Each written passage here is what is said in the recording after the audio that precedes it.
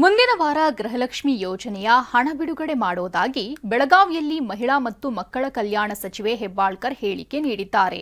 ಈಗಾಗಲೇ 24ನೇ ಕಂತಿನ ಹಣ ಬಿಡುಗಡೆಗೆ ಹಣಕಾಸು ಇಲಾಖೆ ಒಪ್ಪಿದೆ. ಸೋಮವಾರದಿಂದ ಶನಿವಾರದ ಒಳಗಡೆ 24ನೇ ಕಂತು ಬಿಡುಗಡೆಯಾಗುತ್ತೆ ಅಂತ ಹೇಳಿದ್ರು. ಈಗಾಗಲೇ 24ನೇ ಕಂತು, ನಾನು ಯಾವಾಗಿದ್ರೂ ಹೇಳ್ತೀನಿ ಕಂತು ಕಂತು ಅಂತ ಹೇಳ್ತೀನಿ, ತಿಂಗಳ ಹೆಸರನ್ನು ಜಾಸ್ತಿ ಹೇಳೋದಿಲ್ಲ. ಸೊ 24ನೇ ಕಂತನ್ನು ಈಗಾಗಲೇ ಫೈನಾನ್ಸ್ ಡಿಪಾರ್ಟ್ಮೆಂಟ್ ಅವರು ನಮಗೆ ಕೊಟ್ಟಿದ್ದಾರೆ. ಸೋಮವಾರದಿಂದ ಮುಂದಿನ ಶನಿವಾರದ ಒಳಗಡೆ 24ನೇ ಕಂತು ಬಿಡುಗಡೆ ಆಗುತ್ತೆ. ಈಗ ರಾಜ್ಯದ ಸಂಕ್ಷಿಪ್ತ ಸುದ್ದಿಯ quick round up. Shri Kollur ದೇವಳದ ಹೆಸರಿನಲ್ಲಿ ನಕಲಿ ವೆಬ್ಸೈಟ್ ಮಾಡಿ ವಂಚಿಸಿದ್ದ ಆರೋಪಿಯನ್ನ ಉಡುಪಿ ಜಿಲ್ಲೆಯ ಕೊಲ್ಲೂರು ಪೊಲೀಸರು ಬಂಧಿಸಿದ್ದಾರೆ. ರಾಜಸ್ಥಾನದ ನಾಸಿರ್ ಹುಸೇನ್ ಬಂಧಿತ. ದೇವಳದ ಅಧಿಕೃತ ವೆಬ್ಸೈಟ್ನಂತೆ ನಕಲಿ ಸೈಟ್ ತೆರೆದು ಮುಂಗಡ ರೂಮ್ ಬುಕ್ಕಿಂಗ್ ಮಾಡಿ ಸ್ಕ್ಯಾನರ್ ಮೂಲಕ ಹಣ ಪಡೆದು ಭಕ್ತರನ್ನ ವಂಚಿಸುತ್ತಿದ್ದ. ಈಗ ಕೊಲ್ಲೂರು ಪೊಲೀಸರ ಕಾರ್ಯಾಚರಣೆಯಲ್ಲಿ ಆರೋಪಿ ಅರೆಸ್ಟ್ ಆಗಿದ್ದಾನೆ.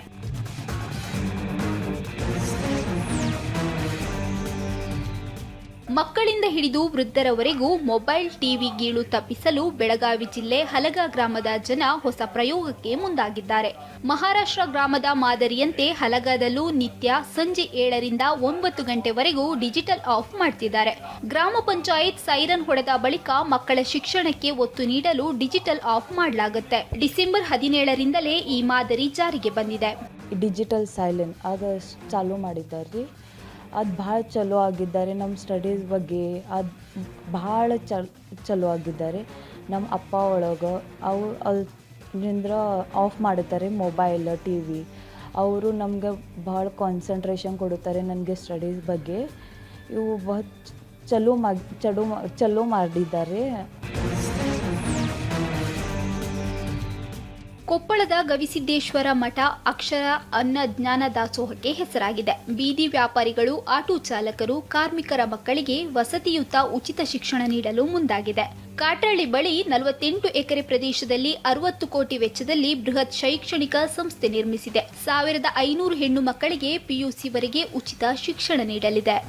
ಅಲ್ಲಿ ಹಳ್ಳಿ ಹೆಣ್ಮಕ್ಳು, ರೈತರ ಮಕ್ಕಳು ಇರ್ತಾರ, ಬೀದಿ ವ್ಯಾಪಾರಸ್ಥರು ಇರ್ತಾರ, ಆಟೋ ರಿಕ್ಷಾ ಹೊಡೆಯವು, ಹುಡುಗಿಯರ ಮಕ್ಕಳು, ಬೀದಿ ಕಸ ಹೊಡೆಯವ್ರ ಮಕ್ಕಳು, ಕಾಯಿಪಲ್ಯ ಮಾರೋ ಇಂಥವ್ರ ಮಕ್ಕಳು ಹೆಣ್ಮಕ್ಳು ಇರ್ತಾವಲ್ಲ, ಅವಕ್ಕೆ ಓದಕ್ಕಾಗಲ್ಲ 2 ಲಕ್ಷ 3 ಲಕ್ಷ ಕೊಟ್ಟು ಅಂಥವ್ರಿಗೆ ಒಂದು 1500 ಮಕ್ಕಳು ಫ್ರೀ ಮಾಡೀನಿ ಈಗ. ಅದ್ರದ್ದು